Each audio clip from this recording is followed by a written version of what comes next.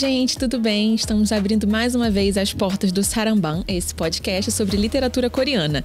Eu sou a Bruna e, bom, esse é um segundo episódio sobre quadrinhos coreanos. Para quem aí tá chegando agora, tem um outro episódio anterior a esse em que a gente conversou com o Júnior, né? Diretor e editor-chefe da editora New Pop. E agora a gente vai trazer 3 quadrinhos maravilhosos que acho que ambas aqui curtiram muito ler. Então fica com a gente porque vai ter muita conversa bacana e animada por aqui, né? Com certeza. Oi, pessoal, eu sou a Denise. E a gente tá super animada para falar com vocês sobre esses 3 quadrinhos, que acho que são os nossos favoritinhos aí da New Pop. E lembrar a todo mundo que todos os títulos que a gente citar por aqui, a gente vai colocar depois na descrição do nosso vídeo, no Spotify também. E para quem quiser e puder também, se for comprar pelos nossos links de afiliados, que ajuda a gente para ganhar uma comissãozinha. E também agradecer, né, a LTI, que esse é mais um episódio patrocinado. O último dessa temporada. Esperamos que a gente consiga renovar, né, essa parceria. E agradecer bastante, que assim, foi bem frutífera. A gente conseguiu trazer convidados maravilhosos, assim, expandir, né, os nossos horizontes aí em muitas questões. Trouxe muitas informações, assim, valiosas, várias conversas muito gratificantes pra gente.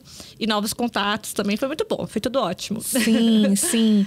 Pra quem tá realmente chegando agora e tá tipo, LTI, sequência de episódios com ela, como assim? A gente então começou esse ano, o primeiro episódio em parceria com a LTI foi o do Livro Branco, em que a gente entrevistou a Carol e a Natália, que também tiveram por trás desse processo de trazer o livro. Então, depois a gente abordou mais a fundo o livro. Depois, a gente foi para a Inconveniente Loja de Conveniência com a Renata, episódio 1 e 2. E agora, com o Júnior. E, por último, com os quadrinhos da New Pop.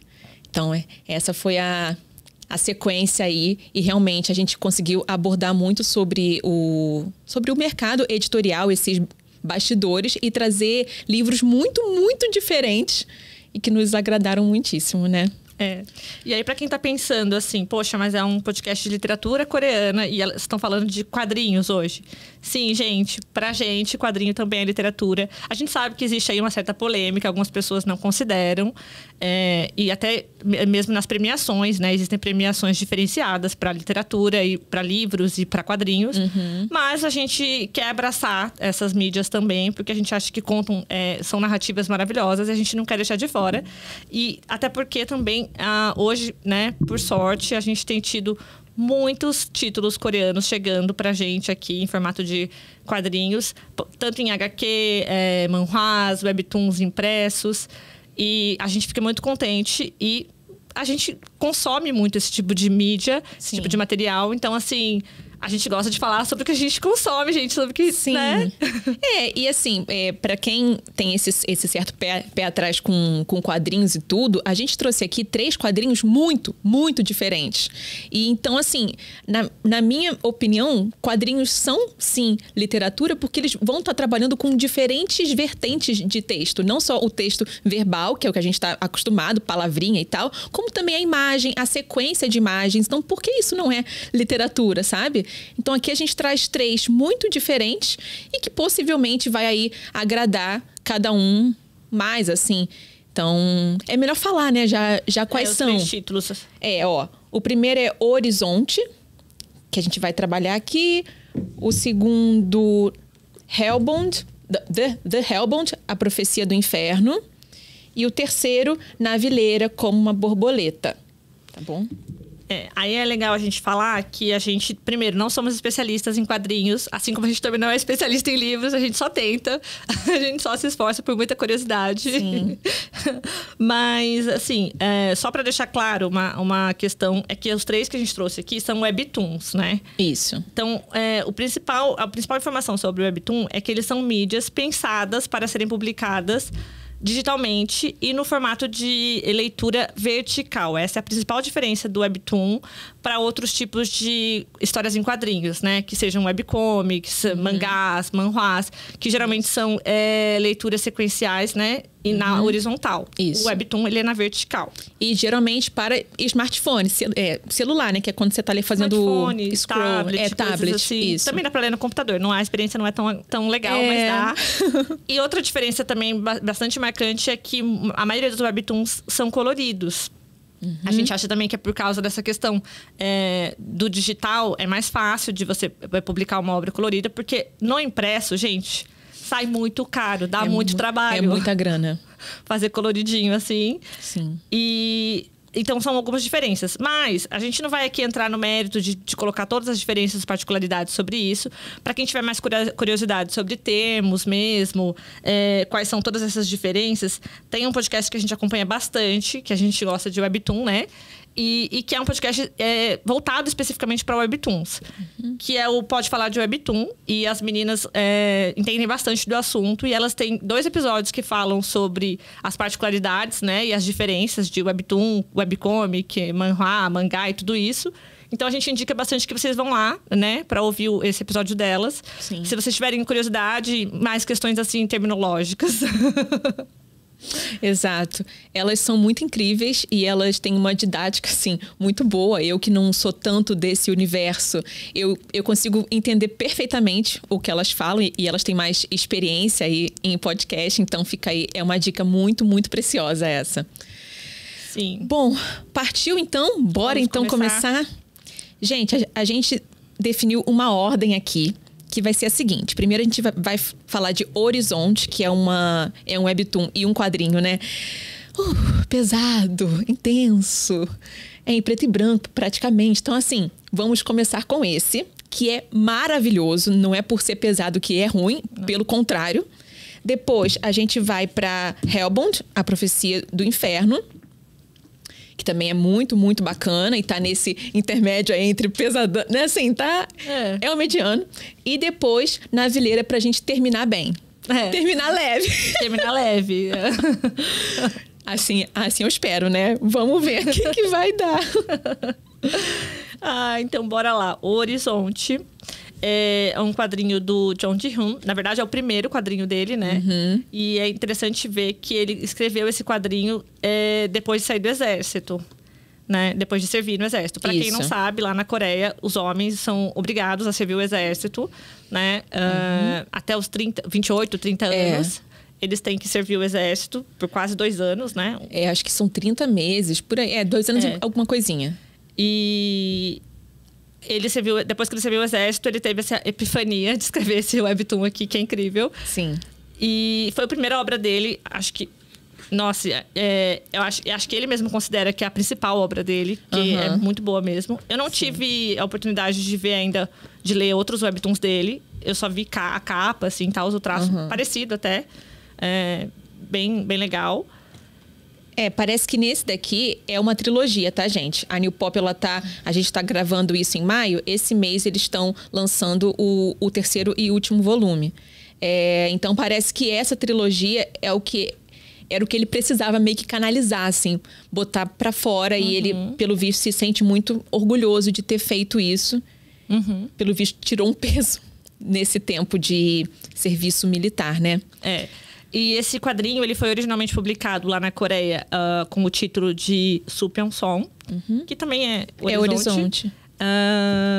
Por uma plataforma chamada Cômica, que não existe mais. Hoje em dia está disponível no Naver Webtoon, né? Para quem... a plataforma internacional é só o Webtoon. Mas ele foi disponibilizado entre 2016 e 2017.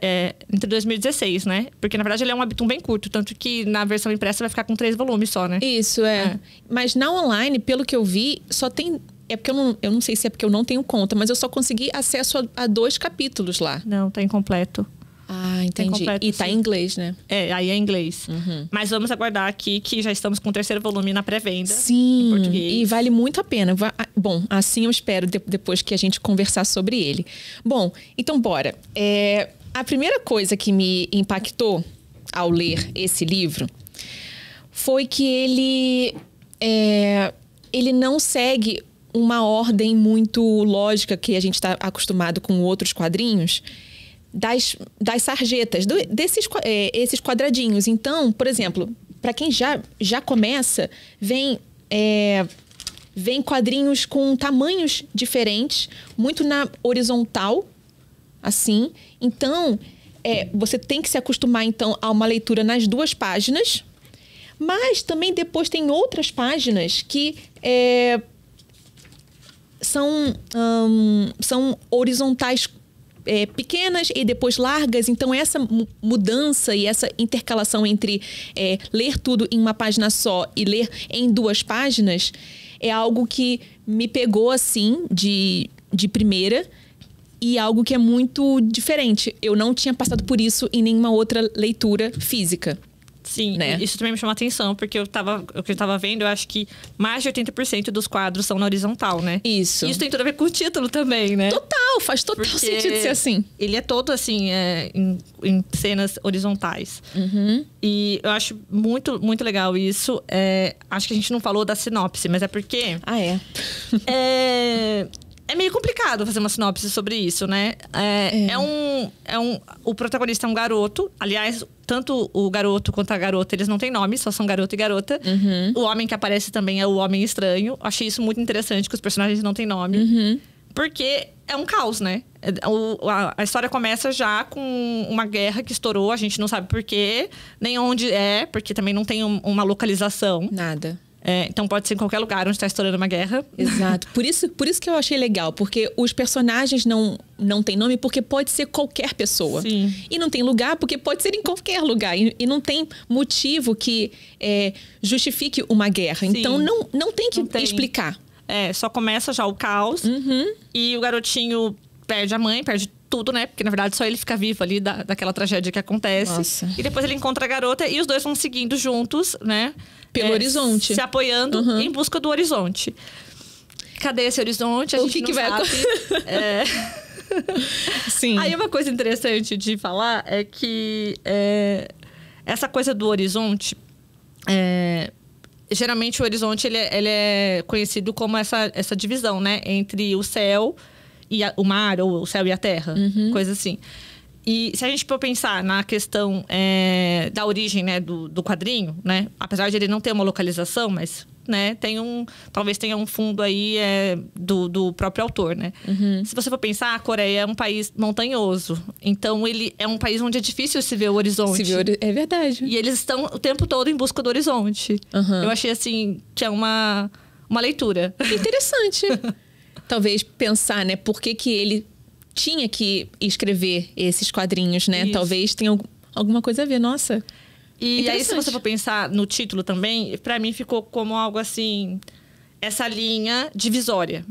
E aí a gente pode encarar várias divisões, entendeu? E aliás, no próprio quadrinho tem aqui várias divisões. Sim. Tem as próprias imagens que às vezes aparecem em paginação dupla. Se você dá pra encarar como um contra o outro, né? Como uma linha divisória. Eu acho que ele foi muito inteligente, assim, usando esse tipo de sequência pra encaixar com o nome, sabe? Eu acho que foi tudo proposital. Eu também acho. Eu acho que o nome, como ele encadeia as ações e essas linhas, como ele coloca, é o que eu falei antes. É um quadrinho que ele não vai seguir um padrão de tamanho. Então, tem horas... Eu até separei aqui... que ele vai explorar esses quadrinhos e dar velocidade e meio que retardar também alguns movimentos. Ó, peguei uma parte aqui, no começo, gente, ó. Denise já falou, e isso aparece na página, tipo, 10, que a mãe dele morre, é uma guerra. Então, aí tem essa cena inteira.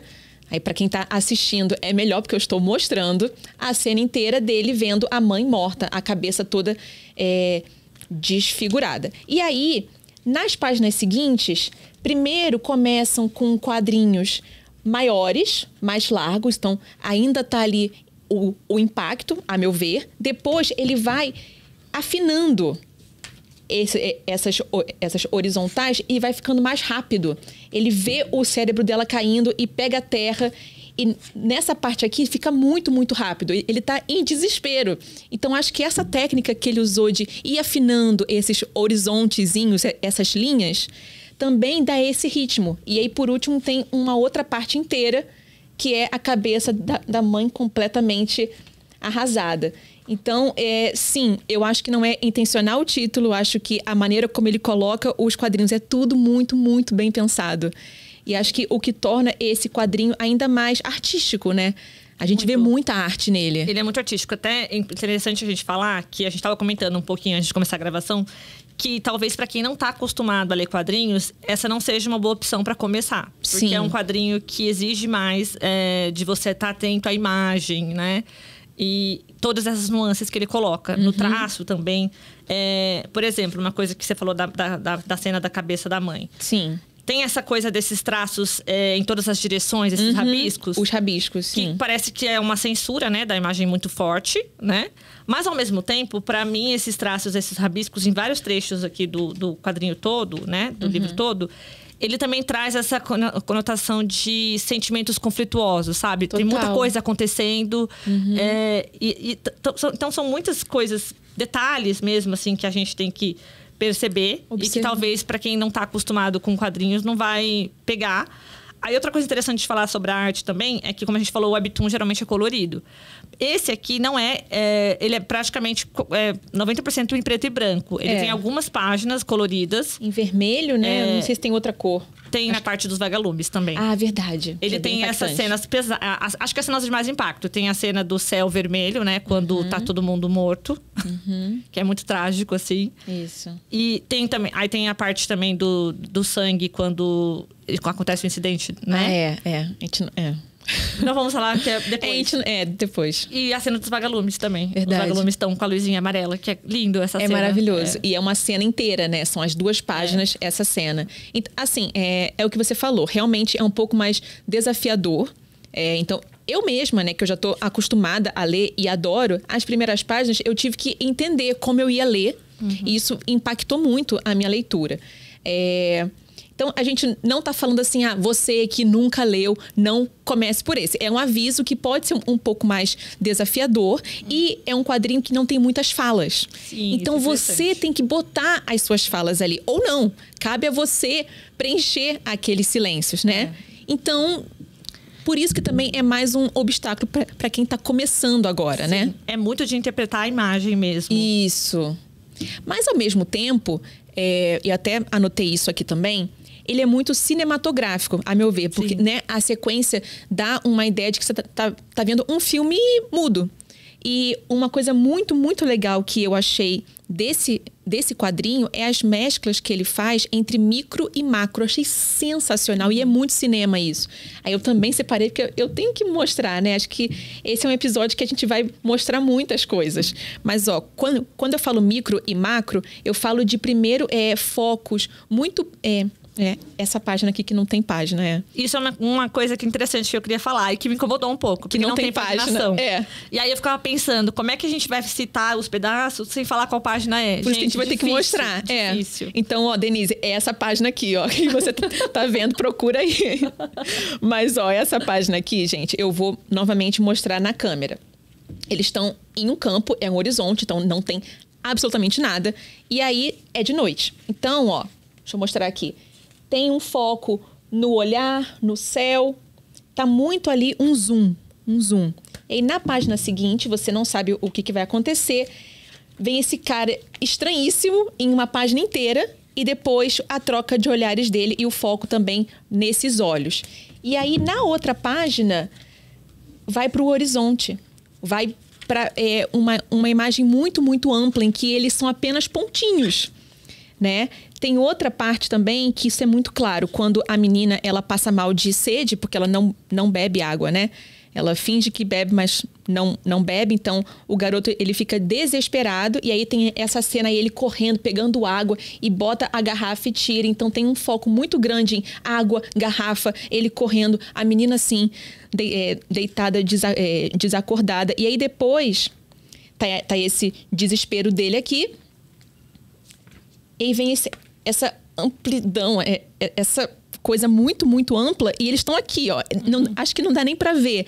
Mas isso de ir e voltar torna muito dinâmico e muito cinematográfico. Eu achei perfeito. Total. Eu não vi isso antes. Eu concordo plenamente. Essa parte também sobre eles terem essas cenas em que eles são um pontinho minúsculo na cena. Isso mostra muito a questão esse webtoon, gente, é muito filosófico. Então, assim, tem uma questão ali existencialista e da pequenez do ser humano. E isso é muito retratado nessas cenas, entendeu? Em que eles estão pequenininhos nessa vastidão de tudo que está acontecendo. Seja o caos, seja a natureza, o que for que tá em volta, e eles são só um pontinho minúsculo. Isso. Né? E dá a ideia que eles estão isolados, completamente isolados. Sim. E, né? Nossa, dá até um medo, assim. Eu fico pensando, se eu tivesse ali, eu ia ficar com uma sensação de que eu tava sendo sufocada pelo mundo, né? Não sei. A outra coisa que você falou também sobre os olhos. Os olhos são muito marcantes nessa obra aqui. Porque ele, como você falou, ele coloca muitos zooms nas coisas que são importantes. E tem muito zoom dos olhares. Sim. Olhares vazios, olhares de espanto, olhares de medo. Aí tem um aqui que é muito legal. Que é essa cena aqui. Página X. Não sei, página X. Tá. Que é o olho do garoto. Só o olho do garoto. E dentro do olho, tudo que ele viu nos últimos dias. Sim. Pesadíssimo, e ele não consegue dormir, porque tudo está passando dentro da cabeça dele. Então, essa coisa dos olhos como a janela da alma, né? Perfeito, é verdade. E aí tá todo aquele caos e ele não consegue dormir, ele fica só ali. E ao mesmo tempo, o garoto parece que quando se deu conta, né, da realidade, que tinha perdido a mãe e de todo o caos que existia agora, né? E que o mundo não era mais o mundo que ele sempre viveu, né? E não sabe mais o que vai ser também, ele tá ali totalmente perdido, né? Ao mesmo tempo, parece que, apesar de todo medo, até essa parte ele ainda não tinha encontrado a garota. Na noite anterior, né? Sim. Quando ele entra no ônibus pra dormir. Ele tava meio que anestesiado, né? Ele tava assim, qual sentido, né? Qual sentido? De eu continuar aqui? Até alguns trechos da narração fala isso, né? De que ele tá totalmente desestimulado. Ele não sabe por que ele deve continuar vivendo. Então é esse olhar vazio ali do trauma, né? Que ele Exato. tá. E tá tudo isso ali, né, nesse quadro do olho dele, assim, bem gigante. E ocupa a página inteira. E é legal também porque é uma morte que veio do nada. Então, ele, enquanto uma criança, percebe que a morte pode vir a qualquer momento e não avisa. E aí ele cria essas próprias reflexões nele. Então, por que as pessoas querem continuar vivas, sabe? Se tem essa incerteza toda. E tem um trecho que ele fala assim, é a página inteira, essa grande reflexão dele, que eu falei, gente, isso saído de uma criança, essa página. Ele fala assim, ó. O valor e significado da vida são apenas mentiras inventadas e quebradas pelos próprios humanos. A vida simplesmente existe e seu destino é unicamente a morte. No fim, todos vamos desaparecer como se fôssemos nada diante do mistério da existência. Esse foi o fato e a verdade descobertos pelo garotinho. Né? Então, ele viu a mãe morrendo em um cenário totalmente inesperado e abrupto. E ele fala, é isso. Nós somos os que dão o valor, que vão colocar, olha, a vida tem que ser vivida de tal forma. É a gente, porque ela tá ali, né? E a única certeza que a gente tem é a morte. Então, achei impactante. Até dobrei a folhinha. Essa página.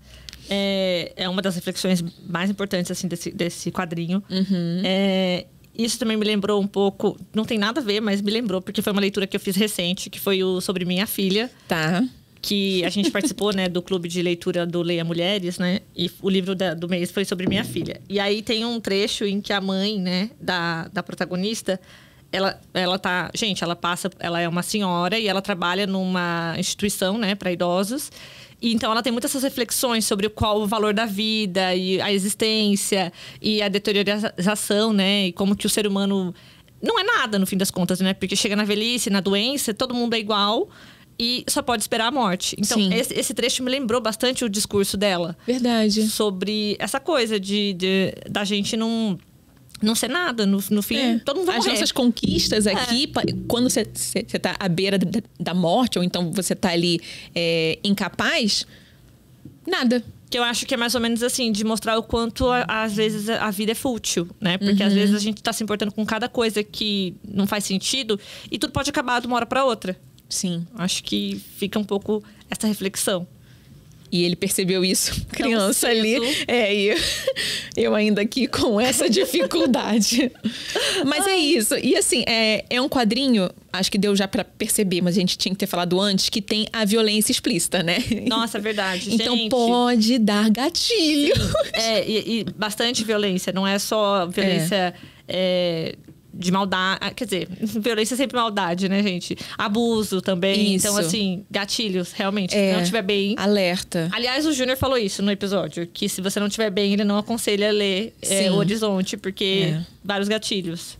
Então, espero que as pessoas ouçam até aqui para saberem que pode ser gatilho. Mas, enfim, se você estiver pronta para isso, e eu acho que é uma leitura muito, muito recomendável. Ele fala, como a gente falou, ele não tem uma localização, então ele pode estar falando sobre qualquer tipo de guerra. O que eu acho genial também. E eu acho que também a questão do horizonte, a gente falando mais sobre a questão filosófica da coisa, e dessa... Ele também pode representar essa divisão como se fosse uma linha tênue.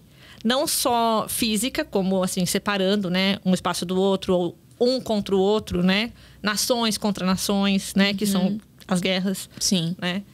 E aí, se a gente for ver, não só a Coreia, para quem não sabe, ainda está em guerra. Tem um cessar-fogo, mas a Coreia é dividida. Tem uma linha, o paralelo 38, que divide a Coreia em norte e sul. Mas não só a Coreia. A gente tem aí, infelizmente, hoje em dia, a Palestina passando por essa mesma tragédia. A Ucrânia, né? Sim. Então, assim... Estados Unidos, México também, né? São os países que têm essas fronteiras. E acho que também o que coloca muito aqui com esses 3 personagens, né? Porque depois, como a gente falou, ele encontra a garota e aí ele parece que começa a tomar algum sentido na vida, né? Porque ele sente essa necessidade de, não sei, proteger, cuidar da garota. Porque até então, por ele mesmo, ele tava só... Vou continuar andando, não sei. Aí com ela, eles vão junto, vão continuar andando, mas ele começa a sentir preocupação. Isso. Né? E aí eles encontram o Homem Estranho. E o Homem Estranho é um personagem que, gente... Esquisitaço, mas assim, eu acho que ele é pra brincar mesmo com as emoções do leitor. Porque você fica junto com as crianças com essa linha tênue. Quem é bom e quem é mal, sabe? Eu acho que esse Webtoon é muito sobre isso. Sobre até onde você pode fazer alguma coisa que é considerado boa ou ruim. E também sobre as questões de como o mundo, as situações que estão acontecendo em volta, pode fazer você se transformar numa fera, né? Sim, para sobrevivência, né? Para sobrevivência. Acho que até o menino fala, olha, quando é questão de sobreviver, a gente não conhece ninguém, né? A gente não conhece ninguém, exatamente. Exato. E é isso que fica o tempo inteiro com esse personagem, desse Homem Estranho. Porque você fica ali, a garota é otimista, ela... acha que ele pode ser bom e que não tem problema nenhum eles andarem juntos e continuar um ajudando o outro. E o garoto tem essa apreensão, esse medo constante em relação ao homem. Pra mim, ele pareceu sempre uma bomba relógio, assim. Sim. Eu tava aguardando com muito, muito suspense ali. Eu também. Quando ele ia fazer alguma coisa, sabe? Ui! Eu também, principalmente deu muito... quando começa a questão da privação do sono, né? Porque eu falei, agora o ingrediente que faltava pra ele enlouquecer. É insanidade. Nossa. E aí fica nisso e a gente é pegado... pelo menos eu fui pega... Não tão surpresa, porque eu já esperava, mas... Quando parece que ele vai começar a demonstrar alguma coisa de que, não, você tá desconfiando, você tá exagerando, desconfiando dele, aí ele vai... Aí ele surpreende, né? Faz besteira mesmo. Ele gente. faz. Não. E aí ele sofre aí. Eu espero que ele suma agora, eu não quero mais ver esse homem. É isso que eu ia falar também. Será que ele vai sumir? Porque é o seguinte, isso também, como eu falei, essa questão da brincadeira com o leitor. Porque a gente tá aqui vendo as crianças e, nossa, coitados, e que tristeza, guerra, pessoas, né, cometendo atrocidades, não sei o quê. E, de repente, quando acontece o que acontece com o Homem Estranho, não dá um prazer, assim, de, tipo, se ferrou? Isso! Pagou ali, né, o que ele plantou, muito esquisito. A gente fica assim, sabe, mereceu? Sabe? Porque por tudo que o mal que ele causou, então ele merece, então, ser punido dessa forma. Foi até pouco, vamos dizer. Quase que a gente pensa assim, foi até pouco. Acho que a gente pode não dar esse spoiler, né? Mas eu senti isso, tipo assim, não, vai até o final, sabe? Não acaba logo. Enfim, não vamos falar. Então, mas na verdade, fica... nesse volume fique aberto. Eu acho que no segundo volume talvez mostre alguma coisa. Mas eu acho que não. Eu acho que realmente já era. Né? Já era. Por todas as condições, né, Bruna? Ele tava no meio do nada. Ferido. Sim. O que será que aconteceu? Aliás, você falou de não dar o spoiler. Mas eu queria dar o spoiler porque eu queria falar sobre a questão da cena em si. Porque tá bom. ela não então tá tão vamos dar explícita. spoiler. A cena não tá tão explícita. Isso. Ó, gente, agora então spoiler. É um dos pontos em que, de repente, pra quem não tá acostumado, não vai entender o que aconteceu. Deixa eu pegar aqui. Então vem spoiler, galera. Quando ele tira... É melhor falar logo, né? Ele tenta abusar dela. Ai, que insuportável. Dá uma raiva. Bem quando o menino baixou a guarda e começou a dar comida pra ele, tentar ajudar ele, ele faz essa merda. Oh, que nojo. E aí, isso aí não fica muito nítido, ele arriando as calças, né? Tanto que essa daqui, ó... Deixa eu mostrar. Isso aqui... Eu fiquei... Não, é isso? Não é. Não fica tão claro, né? Mas ainda assim, quando entende-se, né? E aí tem o que eu tinha falado sobre a provocação, né? Dessa linha tênue entre ser bom ou mal. Porque você vê o rosto do garoto quando ele ataca o homem. Ele se torna aquela fera selvagem, igual... a fera. Selvagem. E aí ele ataca, lógico que foi legítima... Foi defesa, né? Ele tava defendendo a menina, né? Nossa. Na verdade, depois eles até falam, né? Que... não fica se ele matou ou não o cara. Mas, na verdade, não é que ele matou, né?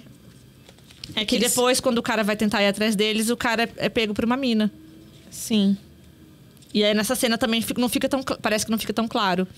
Que era uma mina. Eu não entendi que era uma mina. Era uma mina. Por isso que eu queria saber se você tinha entendido. Caraca, a perna dele... Essa cena aqui, ele tá estilhaçado. E aí, gente, na cena eu seguinte, não tinha reparado isso. Isso, a perna dele... É isso que eu queria saber. Aí, no final, a perna tá assim... Tá ele vendo? Tá sem a perna e tem um buraquinho do lado. Entendeu?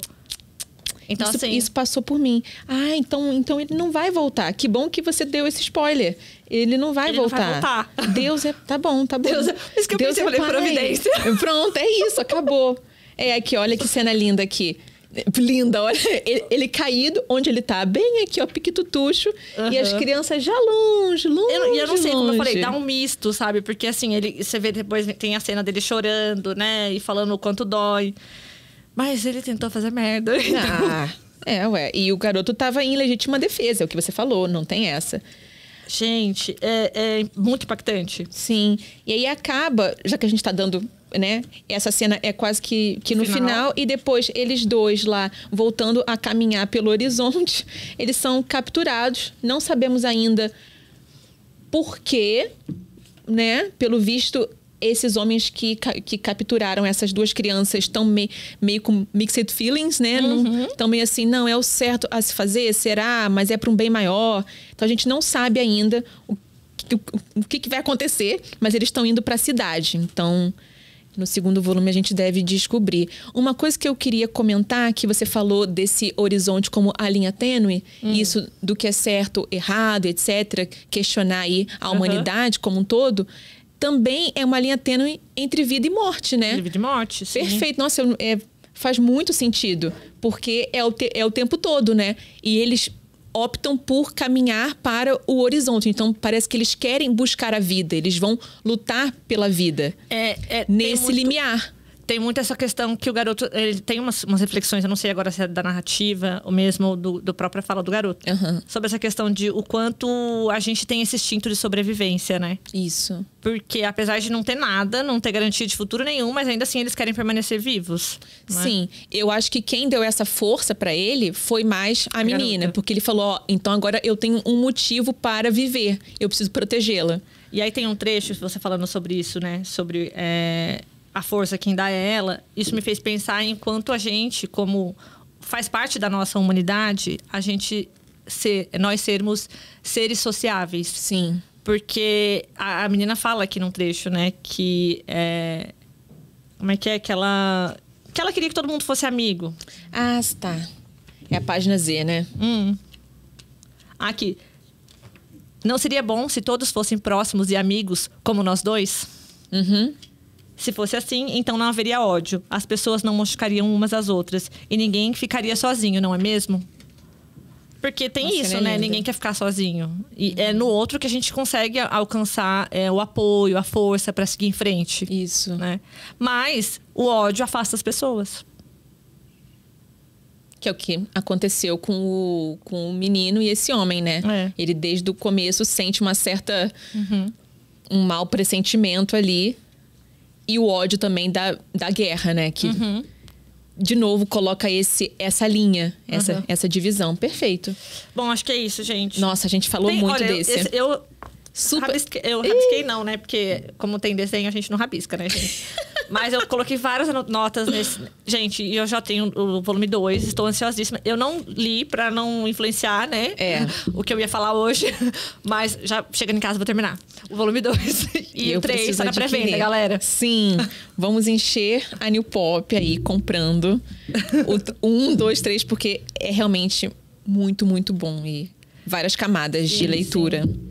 Esse quadrinho é bem diferenciado. Eu acho que merece uma chance. Acho que todo mundo vai gostar. Sim.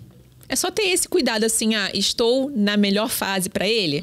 Sim ou não? Aí você avalia aí com o que a gente trouxe, com outras pessoas que conversaram sobre ele. Tem muita gente que já elogiou esse... Sim, ele tá muito bem, bem elogiado, assim, a galera tá gostando. A gente não tá falando muita besteira, não, aqui. Simbora, então, pra Profecia do Inferno, The Hellbound. Isso, The Hellbound. Gente, eu acho esse quadrinho é a coisa mais linda. A qualidade. Nossa, essa capa. O esmero, tudo. Ó, a capa tem... Como é o nome disso? Tem escrito aqui também atrás. A capa é muito, muito bem feita. Será que dá pra mostrar? Deixa eu ver se dá. Ó, ela tá assim, então tem um homem e o monstro, e depois se abre, tem só um homem. E tem texto aqui falando do autor e do ilustrador. Enfim, realmente é um livro muito, muito bem cuidado. Os três são, né? São. O papel também do Hellbound é um pouco diferenciado. Eu não sou especialista em quadrinhos pra saber, gente, que tipo de papel é, nem nada do tipo. Mas, assim, tem um brilho um pouco, né? Sim. É diferente, não é... Eu não sei explicar também, parece que... Meio que de revista também não é. Enfim, ótima qualidade. Aí tá. O Hellbound, ele é escrito pelo Yeon Sung-Ho e ilustrado pelo Choi Gyu-soo. Isso. Aí, temos aqui nomes de cacife, né, gente?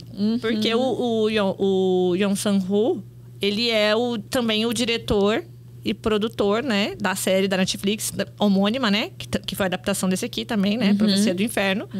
E do filme, que é muito conhecido, que é o Trem para Busan, né? Que é com o ator, né? O Gun Yo. Então, todo mundo, né, gosta. Quem é fã de K-dramas aí gosta muito. Sim. O filme, gente, nada a ver. As pessoas pensam que é zumbi, que é pesadão. Mas é um super drama. Assim, chorei muito assistindo. Mas, assim, é um roteirista, diretor bem renomado. Inclusive, ele é super indicado pelo próprio Bong Joon-ho, né? Que foi quem dirigiu Parasita. Tá até aqui atrás tem um comentário dele. Então, ele super indica esse quadrinho. Então, assim, estamos falando de algo de boa qualidade e com uma boa história. E também o Hellbound, ele foi publicado originalmente, né, na Naver Webtoon entre 2019 e 2020. E ele foi depois feita a versão americana. E essa versão americana concorreu, né, foi finalista foi indicada ao prêmio Eisner, que, para quem conhece mais de quadrinhos, sabe que é uma importante premiação americana do ramo, né? Sim. Da indústria dos quadrinhos. E ele foi publicado aqui pela New Pop em 2021, gente. Bem assim, logo na sequência, né? A New Pop pegou rápido esse título. Trouxe bem rapidinho. Nossa, eu até achava que era um pouco mais antigo o Webtoon. Foi bem rápido. Foi bem rápido. Foi um boom, ótimo. Isso mostra que... e a série... Então, esse daqui tem série também, né? Como a Denise falou já. A série também acho que foi 21, né? 2021. Foi tudo muito acho rápido. Que pegou Nossa! bem o hype, né? Da publicação. Ótimo. Bom, então qual é a história aqui, né? Pra quem ainda não conhece, né? Basicamente, as pessoas começam a receber anjos com um aspecto bastante perturbador, anunciando o dia, horário da morte delas. E pronto. Só isso. E justamente nesse dia e nessa hora, surgem aí do nada monstros que vão então massacrar essa pessoa e levá-la para o inferno, é o que dizem, né? Por que é o que dizem? Porque a partir disso, esse caos e esse acontecimento que não tem explicação, não é dada nenhuma explicação por que isso acontece, é Deus, o que é, começam a surgir grupos que vão tentar justificar esses acontecimentos sobrenaturais. E um deles é a Igreja da Nova Verdade, como se fosse uma seita, a gente entra nisso já, e eles vão pregar aí que as pessoas que recebem esse chamado, esse aviso desse anjo, é porque elas cometeram algum pecado. Então, o mundo, né, vira um caos, porque aí ninguém quer mais pecar e ficam, né? Então, se aquela pessoa morreu, qual que foi esse pecado para ela morrer assim? Enfim, o mundo vira uma zona. É essa a grande premissa, né? Maravilhosa. E que é bem contraditória, né, gente? Muito. Porque a ideia é, então, ninguém vai mais pecar porque tem medo de ir pro inferno. Mas é muito relativizado o que é pecado.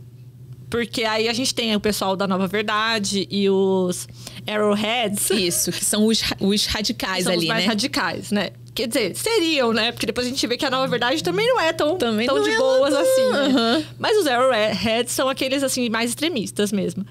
E em nome da fé, em nome da crença deles e de vamos tornar o mundo um mundo mais justo, eles podem, então, bater, matar... Eles podem tudo. E aí fica nisso. O que é pecado? O que é pecado e também, assim, o que é justiça? Que é justiça. Não é o que é justiça e quem que deve julgar, né? Quem deve julgar se isso, o que eu faço, é um pecado ou não? Se é justo ou não? E aí vem essas organizações, essa galera também mais radical e que vai ali dar algumas razões. E aí cabe a cada um entrar aí e acreditar em uma vertente, né? É muito, muito interessante. Sim, eu acho que mais do que a questão do fanatismo religioso, o que está em voga é essa crítica mesmo a essa questão da justiça e injustiça, né? Porque é bem isso, é esse paradoxo do o que pode e o que não pode. Tanto que até depois, durante a história, o líder, né, da Nova Verdade... Ele lança uma cartilha sobre o que pode e o que não pode. Então, assim... Ele lança, né? Da onde surgiu isso? Quem decidiu? Ele decidiu por quê? Sim. E depois a gente vai ver que ele não é bonzinho como parece. Né? Sim. E uma coisa que eu acho muito, muito legal é que... É o que eu falei, embora tenha esse fato bizarro, que é um anjo, essa imagem de um anjo chegando e monstros super bem construídos, parecem fibras e tal, vindo e massacrando. Então, é algo que a gente não sabe o porquê. O foco não é esse, né? O escritor e depois diretor, ele não foca em explicar isso, dar alguma razão para isso. Não, o foco dele é as consequências disso e como a humanidade é tão frágil, tão superficial, que vai ter que se ancorar aí nessas crenças, nesses estabelecimentos também super arbitrários e parciais. Então, acho que esse que é o grande foco, né? É como os seres humanos, nós reagimos a esses acontecimentos sobrenaturais e como a gente vai tentar mexer ali pauzinhos para justificar do nosso modo esses acontecimentos. Genial. No fundo é sobre escolhas, né? É o grande cheque da questão aqui, livre-arbítrio. Nossa, tudo. O livro começa e termina com essa palavra, não é? Com essa expressão. Autonomia, livre-arbítrio. Sim. Mas, voltando um pouquinho sobre mais, assim, aspectos técnicos, a questão da arte. Perfeito. Eu acho que esse quadrinho, dos 3 que a gente escolheu hoje, esse quadrinho deve ter sido, deve ter sido caro, né? Pra fazer essa versão aqui linda. Embora seja em preto e branco, né? Mas mesmo assim. Realmente, ele é em preto e branco. Então, ele não tem nenhuma página colorida. E acho que dá pra vocês verem que ele um dos mais quadradinhos que a gente tem aqui, né? Como a gente tinha falado no começo, o Webtoon tem essa característica de ter a rolagem vertical. Então, os autores, né, e os ilustradores de Webtoon, eles têm muito essa liberdade de fazer uma cena se estender verticalmente. E isso acaba complicando muito a vida de quem vai fazer depois a adaptação, quando é para ser impresso. Mas alguns autores de Webtoon já fazem o Webtoon pensando na versão impressa. Até a gente, quando conversou aqui com o Monge Han, ele falou sobre isso, né? Que quando você já faz a obra, mesmo que vá lançar no digital e você já pensa que ela pode virar impressa, você já faz alguma coisa que vai facilitar o processo depois. Sim. Talvez, quando eles fizeram o Hellbound, eles pensaram nisso. Porque ele não parece que teve muita dificuldade de adaptação, porque ele é bem quadradinho. Sim. Eu vi também a versão digital, então, assim, é bem parecida. E aí tem uma coisa interessante da versão digital que eu percebi sobre a questão da arte em si, da ilustração. Agora eu não vou saber. Onde será que tá que eu coloquei? Gente, eu devo ter sinalizado isso aqui em algum lugar.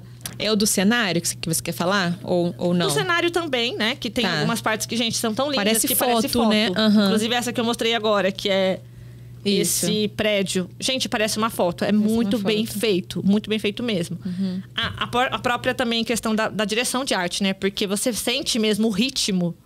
Gente, o caos, a correria que tá sendo ali, né? Aquela perseguição. A gente sente. Parece que a gente tá vendo uma série de detetive, policial, sabe? Sim, sim. De tão realista que é também esse traço dele. Tá, lembrei aqui alguns aspectos da arte. Qual página? Que eu achei muito interessante, página 96. Que eles mantiveram aqui na versão da New Pop as pichações e as coisas que aparecem escrito em coreano. Perfeito. Achei muito legal. Colocam a nota, né, explicativa. Acho muito bom, porque acho que pra gente que gosta da cultura coreana, a gente quer ver, né, as identificações. Não só das pichações e placas, mas as próprias onomatopeias. Eles mantiveram em coreano as onomatopeias. E na versão americana, pelo menos a versão digital, né, da Webtoon, não mantiveram. É tudo traduzido. E uma coisa muito interessante, que aí eu não entendi qual foi a escolha. Que aqui na versão do Brasil, mantiveram sabe a máscara do líder do Arrowhead? Sei. Sei. Eu tive um estranhamento. 134, tá aqui, ó. É. Porque é uma máscara que é um cocar que parece indígena, Sim, né? Eu também fiquei... E eu fiquei tipo, gente, mas por que tem um cara usando um cocar? É. E aí eu fui ver, né? Na versão digital da Webtoon, é uma máscara que é metade de um crânio. Pra quem assistiu a série da Netflix, exatamente, vai reconhecer. Porque tanto que na Netflix esse cara recebe o nome, né, de Skull Mask, né? Isso. Máscara do crânio. Então, calma. O que você tá falando é que a versão coreana, Webtoon... A Webtoon é a plataforma americana. É a plataforma que é pro mercado americano. É tudo em inglês. Tá. É essa máscara que tem A caveira. A caveira. A versão Naver Webtoon, que é a versão coreana, é igual essa. É o cocar. Então, Eu fiquei, gente... Problema. Eu achei problemático e eu achei interessante da versão americana ter mudado. É uma surpresa, talvez? Surpresa. Mas interessante agora, né? Porque se a série eles mantiveram segundo a americana, será que... Por que será? Não sei. Mas aí a gente vê o quanto a New Pop traz direto do coreano. Isso, entendeu? É bem legítimo. E depois, ele também faz uma posição com as mãos que eu fiquei meio... Eita, Cacilda. Sabe qual é, né? Pra quem for ver depois, faz uma posição, faz um gesto, deles, né? um gesto, deles, isso, é muito engraçado. Com as mãos que eu fiquei, eita, isso aqui no BR, mas não vai dar certo. Nas outras versões também esse gesto. Porque é da seta, né, Arrow, então, ok. Mas é interessante, então, porque eu vi a série... né, da arte em si, que eu achei bem, assim, legal da gente pontuar. E que eu gostei muito da New Pop ter mantido, assim, as palavras em coreano, nas pichações. Interessante assim. Isso que você trouxe, porque nesse daqui, sim, até placa, por exemplo, de imobiliário, eu tô aqui em uma página e tá em coreano, beleza, eles mantiveram e não traduziram. Mas no próximo, eles traduziram. Isso, eu não entendi também. Fiquei confusa. Acho que escolhas editoriais ali, talvez pra questão de... apelo do público. Porque, por exemplo, como a gente estava falando, o Hellbound é um quadrinho que ele tem uma estética mais parecida com o que o leitor de quadrinho está acostumado. Por exemplo, vamos falar, aqui no Brasil é bem famoso os mangás japoneses. Eu ouso dizer que ele passaria fácil por um mangá japonês. Sim. Né? Só porque pela ele é a leitura branco, que não é. Ele é preto e branco, ele é bem quadradinho. A diferença é que a leitura não é de trás pra frente. Entendeu? Que também tem essa, gente, uma diferença dos webtoons, né? Isso. A leitura é normal do... Normal não, né? Normal. É que a gente tá acostumado. É a nossa leitura que a gente tá acostumado aqui no Brasil, no Ocidente. Eu expliquei isso ontem para um amigo meu. Ele ficou, então é a leitura normal? Eu, não, ó. É a nossa. É a nossa. O japonês daquela forma. Mas, enfim. Então, aí, facilita para quem tem essa dificuldade, talvez, de ler de trás para frente. Continuando aí, sobre a questão da arte, eu acho que fecha. É lindo, gente, é lindo. Tá, não é lindo porque é horripilante. Mas a arte é muito boa. Muito boa. Ela é muito realista, né? É muito realista. Parece que a gente tá vendo uma série e, de fato, se tornou uma série. Então, assim, parece que eles já pensaram tudo, né? Aí não vamos entrar no mérito da série, mas pra quem leu só o primeiro volume e quer assistir a série e não quer pegar spoiler, assiste até o 3º episódio. Isso. Porque ele cobre o primeiro volume. Depois vai pro já segundo, vai pro e... segundo, E termina, né? São só 2 volumes, se eu não me engano. Eu São acho só que 2 sim. volumes? Eu acho que sim. Mentira. Porque eu não terminei de ver a série, né? Porque eu não terminei de ler. E diz que a série tá em aberto. Isso, que teve gancho. Isso, porque o próprio diretor, ele é o roteirista, né? Então, ele pode criar. Mas, pelo que eu entendi, 2 volumes em si termina no segundo. Ai, sério? Então eu já vou terminar essa história logo, porque eu tenho 2. Eu acho que é isso, Eu também quero ler. Ai, que legal. Bom, então, mais sobre o conteúdo em si, outro ponto que a gente pode tocar, aí já é um pouco de spoiler, porque é mais pro final. Mas, enfim, dá para já pegar, que é essa manipulação das informações.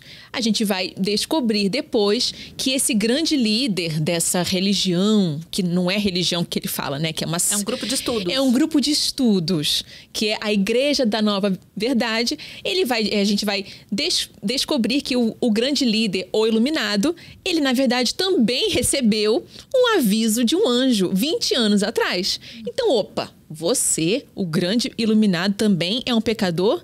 E ele revela que não tem nada disso. É basicamente aleatório. Pessoas boas e más recebem esse alerta de um anjo e pronto, morrem.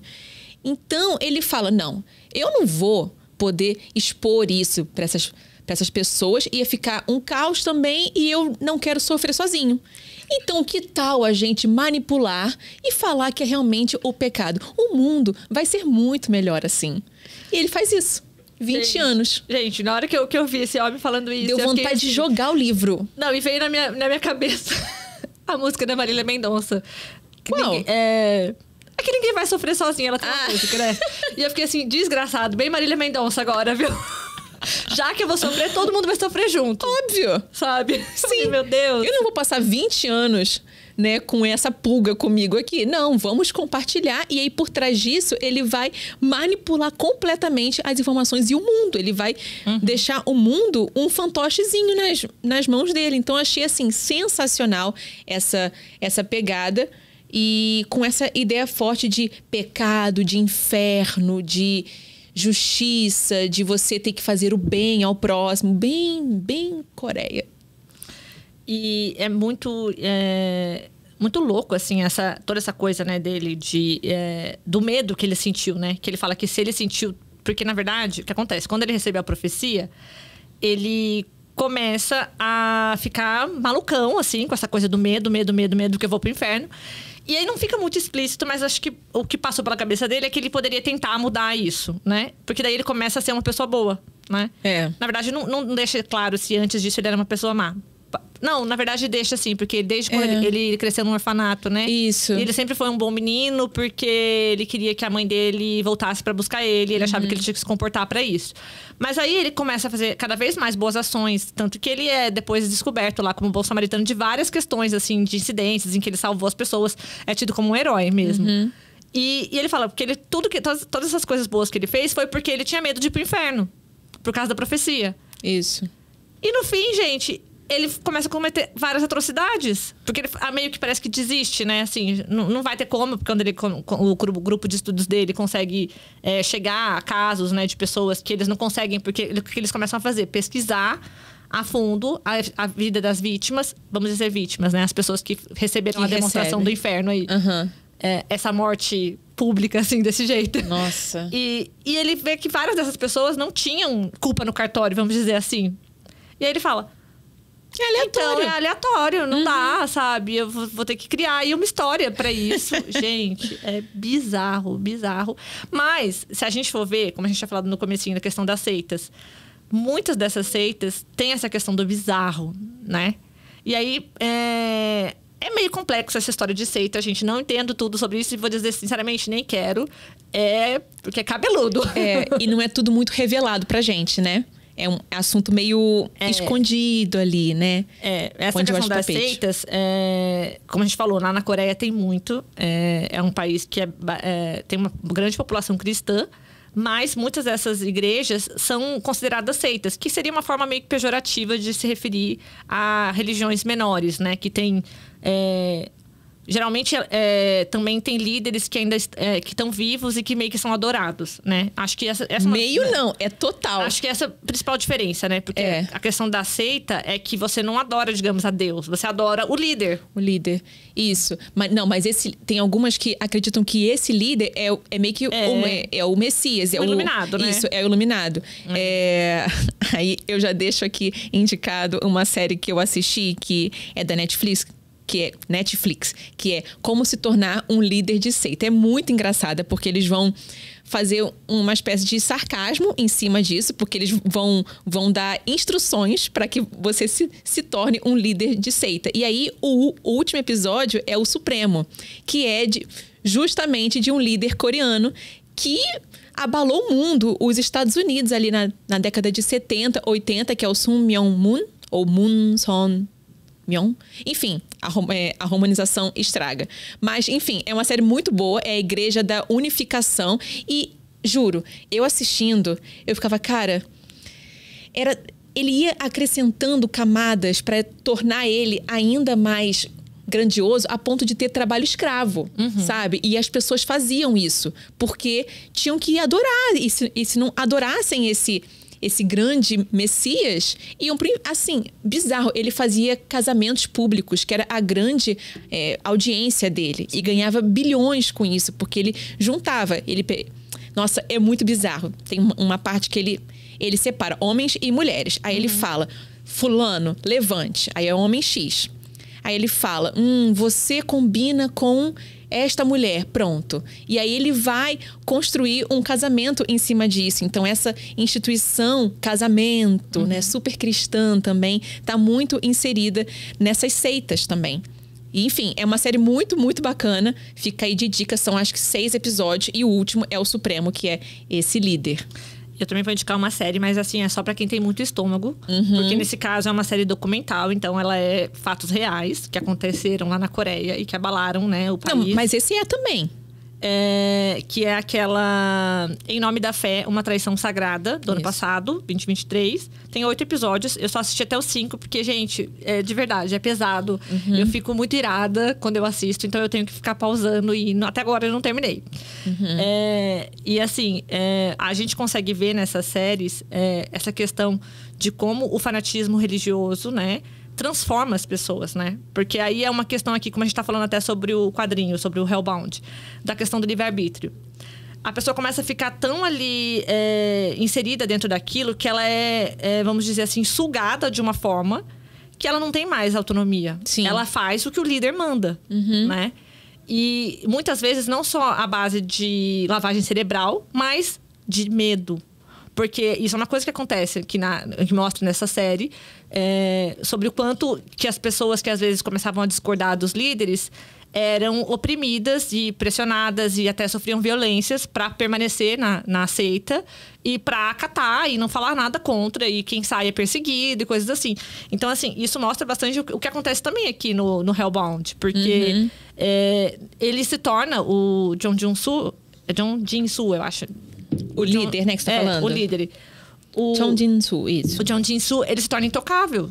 Tudo que ele fala, todo mundo aceita. E ponto. Não importa se... Aí vem de novo a questão. Se é certo ou se é errado, né? E afinal de contas, o que é certo? Sim. Entendeu? Ele que decide e ponto. E todo mundo acata, sabe? E a gente vê que a questão da parte... Ele fala que ele não tem nada a ver com os Arrowheads. Mas, querendo ou não, ele incita os Arrowheads a fazer as coisas consideradas problemáticas em nome da fé. Sim. E acho que esses próprios Arrowheads, eles consideram o Jong Jin-soo, né? Como uma inspiração, mas eles vão além, né? Então, eles colocam esse radicalismo, digamos assim, em cima, né? E o próprio líder, ele vai incitar isso mesmo, ele o tempo muito. inteiro. Tanto que, assim, até não só os Arrowheads ele incita, como a própria população em geral. Tem uma transmissão que ele faz aqui na televisão, que ele fala pedindo para as autoridades, para os políticos, para que todo mundo casse as pessoas que receberam notificações, né? Que vão ser condenadas ao inferno e que vão participar de demonstrações, para que essas pessoas não consigam se esconder e para que os pecados delas sejam revelados, né? E é uma coisa tão, assim, medonha, porque, por exemplo, não só a pessoa que está condenada ao inferno, mas toda a família dela vai sofrer junto. Condena todo mundo porque se a gente for ver também na questão aqui, falando principalmente em Coreia, né? Mas acho que isso caberia para o mundo inteiro. Mas na questão da Coreia, eles são muito da questão da aparência, né? Sim. Então, mas vão saber que o meu pai era um pecador. É a cultura da vergonha, né? A cultura da vergonha. Que vai passando de geração para geração. Então, assim, quando você expõe o pecador... A família toda tá marcada, sabe? E aí, isso é uma coisa maluca, porque a gente pensa, nossa, isso é ficção, né? Isso não vai acontecer, né? Mas, gente, isso já aconteceu em vários momentos da vida, assim. Eu li um livro, que é o Cisnes Selvagens, da... Gente... Jun Chan, se eu não me engano. Tá. É um livro de uma autora chinesa, que inclusive ela é banida da China, né? Porque ela escreve coisas que a China não gosta. E esse livro, ele é baseado na história real da família dela. E aí conta, né, desde o começo, né? Quando da avó dela, da mãe, quando entrou no comunismo e tudo, né? E como que a ideologia depois foi deturpada. E aí fala, por exemplo, uma coisa que eu achei que pra mim fez muita relação. Porque essa questão de você fazer com que as pessoas te denunciem. Você fazer com que cada um tá vigiando o outro o tempo inteiro. Botar um contra o outro. Contra o outro, entendeu? Então, assim, isso já aconteceu. Isso acontece em regimes autoritários. Sim. Sabe? E é esse mundo apocalíptico que acontece aqui nessa série, no Hellbound. Nossa, e você falando disso, me fez lembrar um vídeo que eu vi hoje de manhã, nada a ver. É de um canal que eu adoro, que é o Spotniks. Já viu? Não? Eles têm várias... falam sobre política e tal. E aí, eles fizeram um vídeo sobre o Turcomenistão, que é o país mais bizarro que eles colocam do mundo. Que é basicamente um regime completamente autoritário. Democracia entre milhares de aspas, porque ele vai passando esse poder de pai para filho. E ele vai criando leis e regimes sociais, assim, normas sociais que meio que beneficiam o líder, que tem um nome lá que eu não vou saber falar, e ele coloca um cidadão contra o outro. Então, se um vê que o outro, por exemplo, tá falando mal do governo, ou então conversando sobre religião, tem que denunciar, para que essa pessoa tenha ou a prisão perpétua ou seja condenada à morte. Então, assim, esses regimes não estão muito longe, eles existem, né? E eu acho que essa questão de juntar a religião com explicações, seja da ciência ou seja de questões que estão ocorrendo no mundo e que estão superiores, digamos assim, aos humanos, é abordado em milhares de outros veículos culturais. Por exemplo, a série e livro. O problema dos três corpos, que é chinesa, que basicamente coloca ali, olha, acontecimento sobre-humano, alienígenas.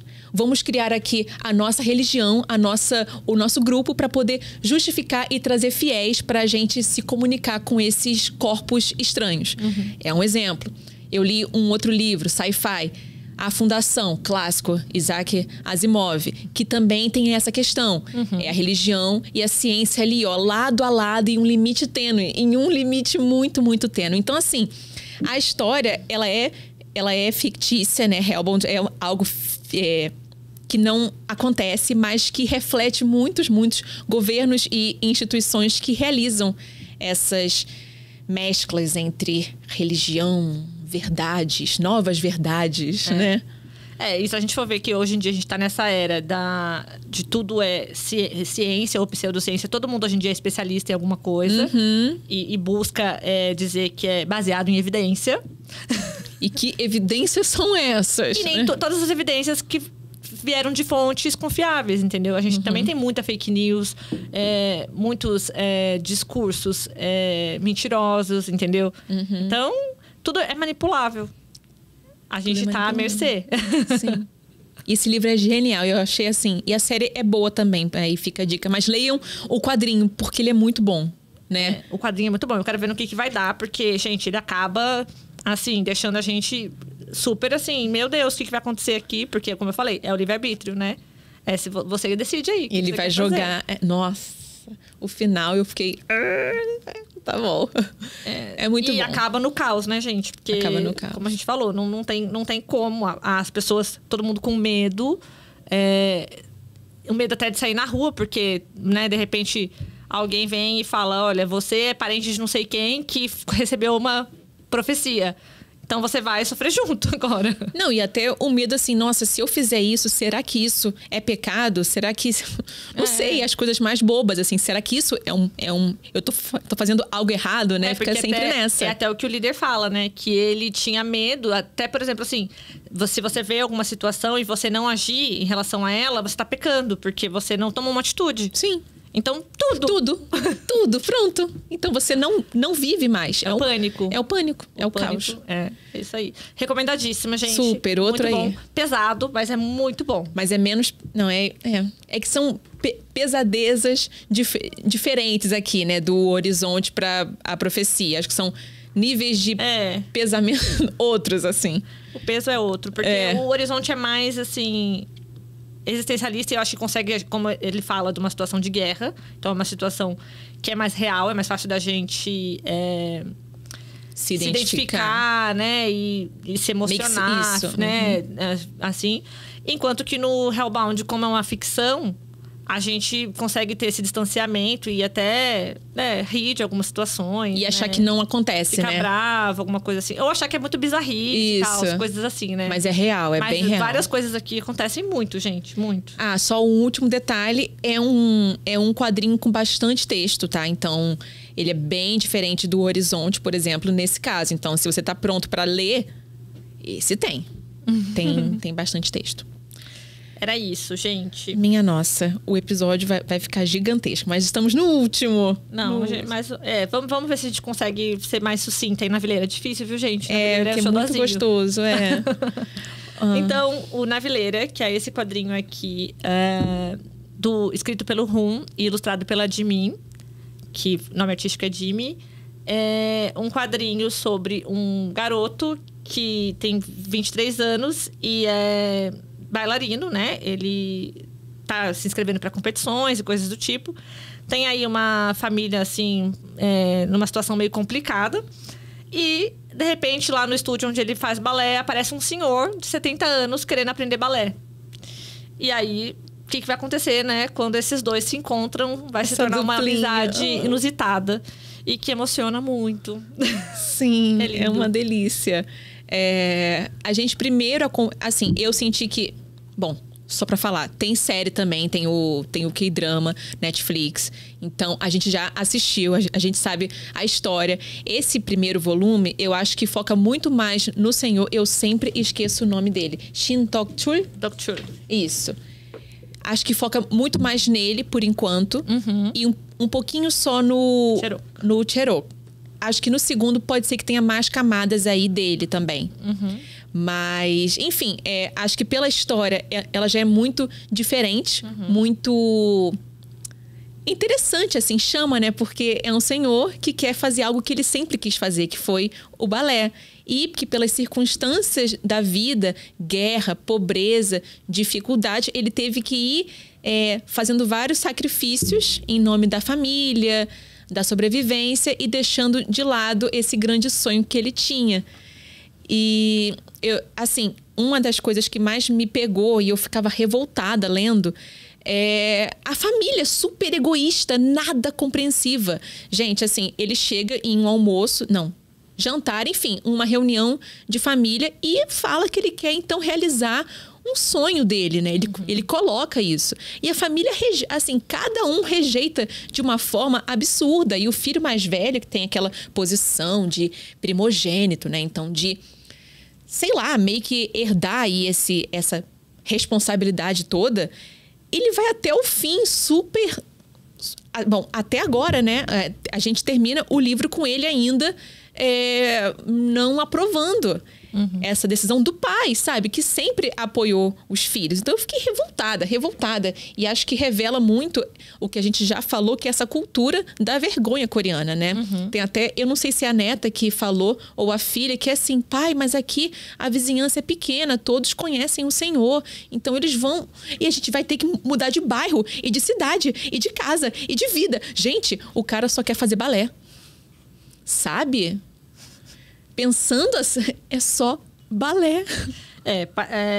Pra gente parece tão simples, né? Mas pra eles é toda uma camada, porque tem toda a questão também. Até aqui também, na verdade, tem esse preconceito, né? De homens praticarem. Não, né? é homem e é idoso, né? É homem e é idoso. Então tem aí duas questões que seriam impeditivas, né?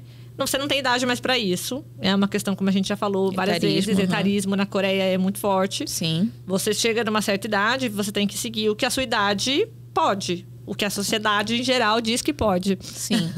E se você quer ser diferente, coitado. Sinto muito. Vai sofrer muita reprovação. Mas aí, calma. Antes de você prosseguir, você acha que também teve a camada dele ser um homem fazendo balé? Eu acho que sim. Porque eu não senti isso agora. Porque ele... Por causa da roupinha que tem que usar, né? Aí eles falam, porque ele mostra... A roupa e também... Principalmente porque é mais o filho, né? O filho mais velho. Ai, tem que ódio. A pessoa que mais rejeita, assim, a ideia dele de praticar balé. E tem um trecho que o próprio Cherok, quando ele conversa com a mãe, ele fala que ele achou legal... Mas que ele nunca achou que isso fosse coisa pra homens. Que isso era só pra menina. Ah, sim. Não, dele sim. Mas, não sei. Acho que o que ressoou mais pra mim foi a idade. Eu até achei estranho não aparecer mais a questão de ser um homem fazendo. E também até o próprio Cherok, desde pequeno, o pai dele colocou ele em vários esportes, né? Sim. Porque tem essa questão de que homem praticar esporte, ser viril, forte, toda essa coisa. Eu acho que tem a ver também, não é só a questão da idade. Acho que tá relacionado. E é muito legal, porque todas esse trecho que você falou da família reunida, né? E rejeitando o desejo dele de...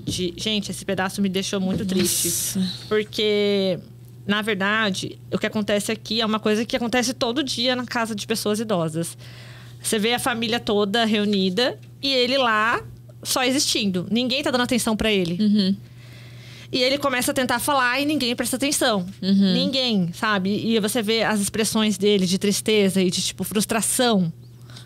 Né? Sim. E ao mesmo tempo, quando ele abre a boca, a esposa já entra em pânico, porque ela fala, ele vai falar, porque ele já tinha comentado com ela antes. E ela já não quer, né, que ele fale, porque ela sabe que vai causar. E causa. Mas assim, eu achei muito interessante como eles colocaram isso aqui, esse trecho, né? Dele sendo negligenciado ali pela família. Depois até tem essa discussão, né? Quando a neta vai falar com ele, né? Sobre até acharem que ele tá querendo fazer balé, tentando preencher um vazio por causa desse distanciamento da família. Sim. E como... com a idade, cada vez menos coisas pra fazer, né? E se seria isso. E aí ele revela, né? Que na verdade tem uma questão de memória afetiva, né? Isso. Tem um significado muito profundo pra ele o balé, né? Que traz, assim, um conforto. Então, essa cena com a família, ela é muito difícil, muito revoltante. porque a gente percebe que esse personagem, ele foi muito devoto e sempre se dedicou muito à família e a apoiar os filhos. Parece que ele se sacrificou muitas vezes. E tem uma fala que ele diz o seguinte: eu passei minha vida inteira trabalhando duro para criar meus filhos e ter uma família que não sentisse falta de nada. Agora que estou velho, não faço ideia de quando vou morrer e por isso queria fazer a única coisa que meu coração sempre ansiou, mas agora eu não posso fazer isso? É injusto, né? Eu acho que tem o discurso dele. Em vários momentos tem muito dessa coisa dessa imposição, né? Isso. Social e familiar, de não, você não pode, não, você não pode. E dele como um questionador, o que eu acho muito legal, porque mostra desde o início a determinação que ele tem, né? Sim. Aí tem um outro trecho também, que é bem no comecinho, quando ele na página 19. Obrigada. Quando ele fala que quando se é velho, fica fácil desistir das coisas por causa dos obstáculos. Não se trata de desistir, mas de aceitar com mais naturalidade. Estou velho, então já não posso mais fazer isso. Mas mesmo assim, mesmo que eu esteja velho, eu não quero aceitar isso facilmente. Não vou aceitar isso obedientemente. Ainda há muitas coisas que eu não fiz. Porque é isso, né? Você tá vivo. Sim. E aí, de novo, vem aqui com a minha última leitura sobre Minha Filha, que também é um livro que reflete muito sobre a questão do envelhecimento. Isso. Né? E de todas as coisas que são tiradas de você quando você envelhece. Que são... E que muitas vezes, gente, realmente não é imposição do corpo. É uma imposição social. Sim, tem até um trecho que é mais pro final, que ele é questionado das capacidades e dos conhecimentos dele. Então, parece assim, você se torna velho, idoso, então aí tudo o que você viveu e de conhecimento que você acumulou, esquece. É inútil, a gente é que sabe. Isso é muito revoltante e acontece isso real, né? Então, acho que tem tanto essa reprovação em cima de um etarismo, quanto também isso de, subestimar essas capacidades intelectuais, físicas, enfim, dele, porque ele é um idoso. Sim, a gente não falou muito sobre a questão da arte, mas esse quadrinho, ele é todo colorido, gente. Sim. E ele é o que mais... você percebe que ele foi pensado mesmo para um formato digital, né? O Webtoon. Aliás, eu já tinha lido na Vileira no aplicativo, né? Antes dele sair aqui no Brasil. E eu consigo perceber algumas diferenças. E gostei muito da adaptação da New Pop. Gostei mesmo, porque eu acho que o papel que eles escolheram manteve a qualidade das imagens. Uma coisa que a gente falou sobre a questão das traduções. Eu achei interessante, porque eu achei que ficou bem fluido. Sim. Eles optaram por traduzir a maior parte dos nomes das comidas, das placas. Então, deixou uma coisa, assim, bem fácil pra gente... brasileiro, né, ler. Isso. Mas não perde a identidade coreana. Você consegue identificar facilmente, né, que é um quadrinho coreano. Aliás, as onomatopeias mantêm-se em coreano, né? Eles adicionam a versão em português, né? Eu acho ótimo isso. Eu achei ótimo. E eles optaram por colocar poucas notas, né? Tem pouquíssimas notas, assim. Então deixa o texto bem... Tem alguma nota? Tem. Achei aqui uma. Algumas poucas notas sobre algumas comidas, mas é bem poucas. E principalmente sobre tem um personagem que é japonês, né? Então tem alguns trechos... As expressões, né? As expressões em japonês são colocadas notas. É verdade. E também tem acho que notas culturais, algumas, sobre, né, questões lá na Coreia. Por exemplo, a questão do funeral, né? Isso, sobre o dinheiro que eles dão. É porque a gente lendo fica tipo, cara, como assim? É cultural, É cultural. Outra questão. Cada capítulo tem tanto o nome, tem tanto o título em português quanto em coreano. Então, a gente que estuda e gosta de línguas, adora, né? Obrigada, New Pop. Faça mais. Achei lindo. Acho que ajuda quem tá aprendendo também. A gente gosta, viu, New Pop? A gente curte, tá bom? Fica aí a dica. E aí, na questão da adaptação em si, eu achei que ficou bem legal nesse primeiro volume. Principalmente assim, as calhas na versão digital são maiores, né? Porque as calhas são aqueles espaços em brancos que às vezes é chamado de sarjeta também, que é para separar um quadro do outro. E muitas vezes isso é usado para silêncios e marcar a temporalidade também, né? Coisas assim. E, como eu falei, ele foi feito para o digital. Então, ele usa e abusa muito dessas coisas no original dele. E a New Pop conseguiu manter isso. Porque se você for ver, a gente tem aqui os quadrinhos bem espaçados. E aí, por exemplo, se a gente for ver num quadrinho que costumeiramente já vem, né, do tradicional, né? Como a gente falou do Hellbound, ele é bem quadradinho mesmo, assim. Uma coisa que eles mantiveram para manter essa coisa da calha, né? É colocar o quadrinho não paralelo, né? Colocar um pouquinho mais para cima do outro. Porque daí consegue mostrar isso, né? Que uma coisa tá acontecendo antes da outra. Não que no horizontal também não consiga. Mas eu acho que foi uma forma de tentar manter a estrutura, né? Do Webtoon. E claro que, assim, os espaços em branco, eles estão ali intencionalmente, né? Sim. É o que você falou. Tem vários sentidos por trás. Pode ser a questão de tempo, sequência, quanto também de impacto, aceleração. Então, não é porque eles estão querendo botar mais páginas, sei lá.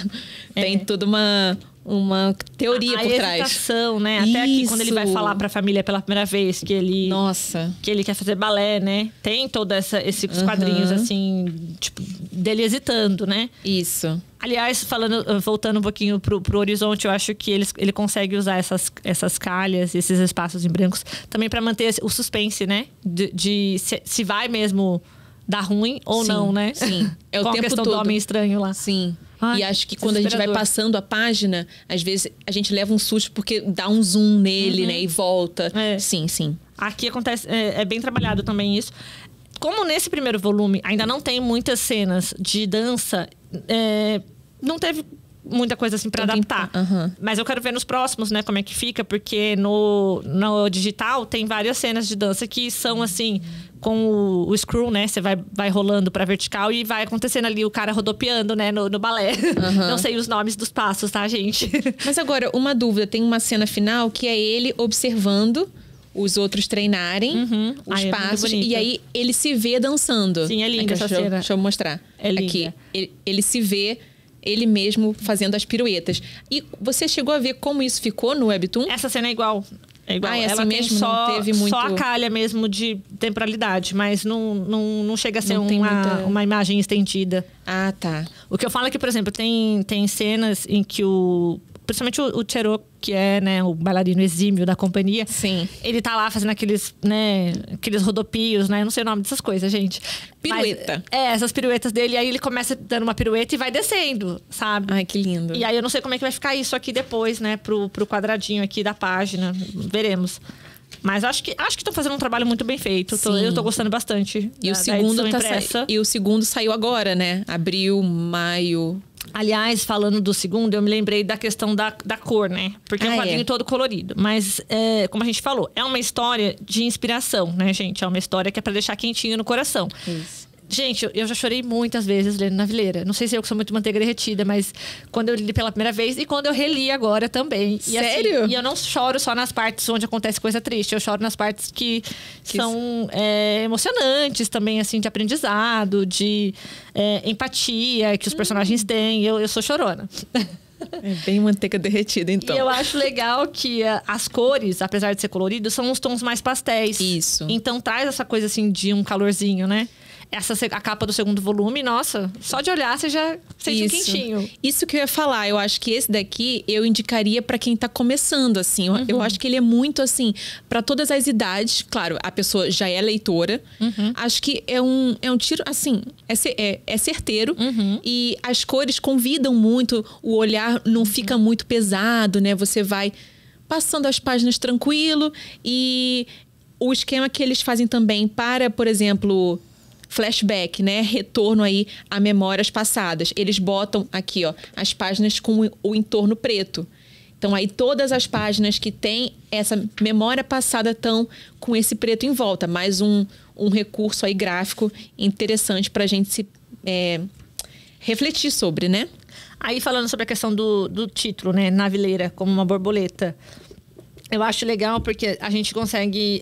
tem várias cenas aqui que é muito legal ver os dois personagens, porque tem esse gap, né? Essa coisa da diferença da idade, o que poderia causar aí um conflito geracional, mas que eles acabam se tornando amigos, porque a gente percebe o quanto eles são parecidos. Porque a gente estava falando da questão do senhorzinho, né? Do Doctor. Ele tem aí um histórico de vida muito difícil, né? Ele, como a gente falou, o balé tem essa memória afetiva para ele, porque ele morou no exterior e se sentia sozinho, então, né? Sentia esse conforto no balé. Também passou, quando ele voltou para a Coreia, ele passou pela Guerra das Coreias, então muita dificuldade financeira, fome. Enquanto a gente tem o Cherok, que é muito mais jovem, mas que também tem uma família que passou por a bancarrota e dívidas, então não tem uma situação financeira muito estável. E ele tá sempre trabalhando, correndo atrás, né, do din-din, que não temos, até porque ele escolheu aí, né, um sonho, né, o balé, que não é um sonho barato, né, é um tipo de arte que não é para qualquer um praticar. Aliás, a questão da arte é uma coisa muito martelada nesse primeiro volume, né? Não é só um exercíciozinho. Que o balé não é um exercíciozinho, não é um esporte, ele é uma arte, né? Eu acho interessante, acho bem bonito. Uma coisa que eu achei interessante é que a gente vê aqui o balé como um espaço onde eles encontram apoio um no outro, os dois protagonistas, e todo o restante do pessoal da companhia. Então, sempre um apoiando o outro. Até essa cena que você mostrou dele se imaginando dançando, e tá todo mundo no fundo da cena aplaudindo, né? E pelo menos a experiência que eu tenho, assim, de ouvir falar aqui no Brasil é que, na verdade, o ambiente do balé é super competitivo, um puxando o tapete do outro. Eu achei, assim, diferente ver esse outro tipo de, né, de leitura lá na Coreia. Não sei se lá é diferente mesmo ou se a história aqui que é uma exceção.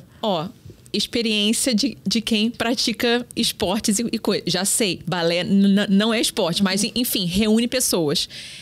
Geralmente, o esporte, ele cria esse cenário, esse contexto de união e tal. Então, por exemplo, você já viu as competições de ginástica olímpica?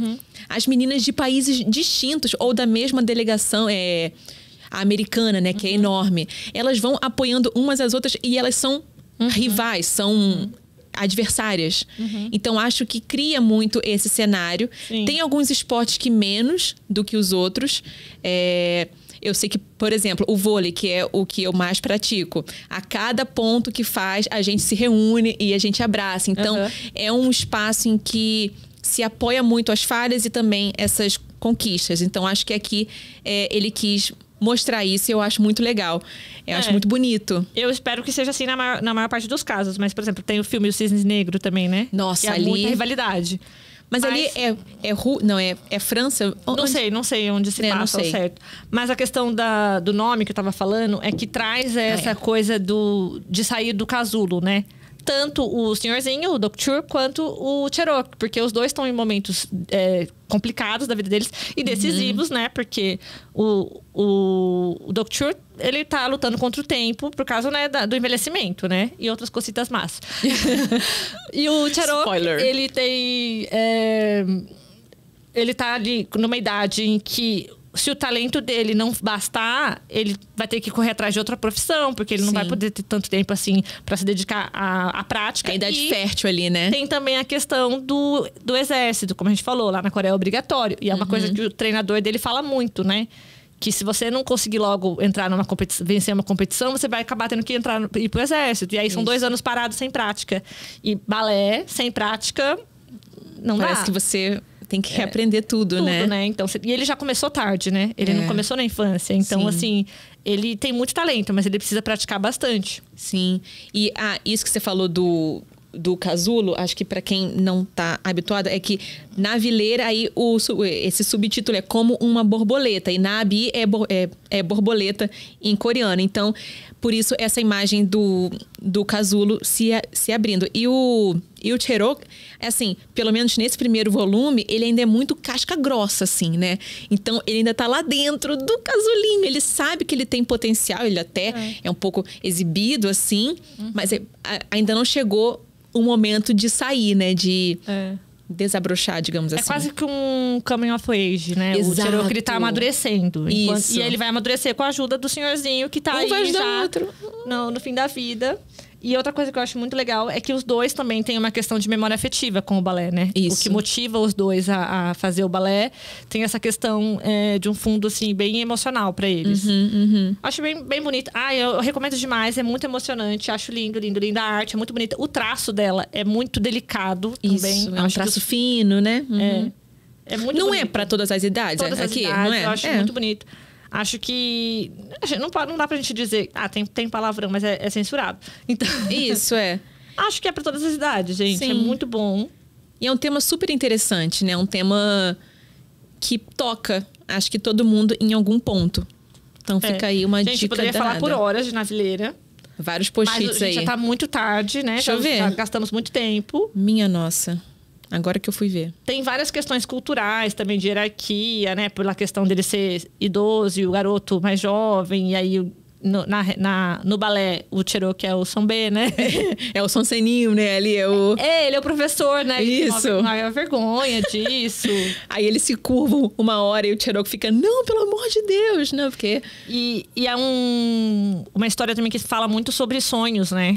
Isso. Eu queria terminar assim. A gente falando sobre os sonhos. Isso. Eu acho que a grande mensagem que fica é que nunca é tarde para você realizar o seu sonho. Mesmo Sim. que ele esteja bem lá, guardado na última gaveta, nunca é tarde. Nunca é tarde. Você pode sofrer, por exemplo, comentários negativos, né? Mas arrependimento talvez seja muito pior do que você tentar enfrentar esses comentários, essas críticas e seguir com o seu sonho, né? Eu acho que essa é a grande mensagem que fica com esse primeiro volume.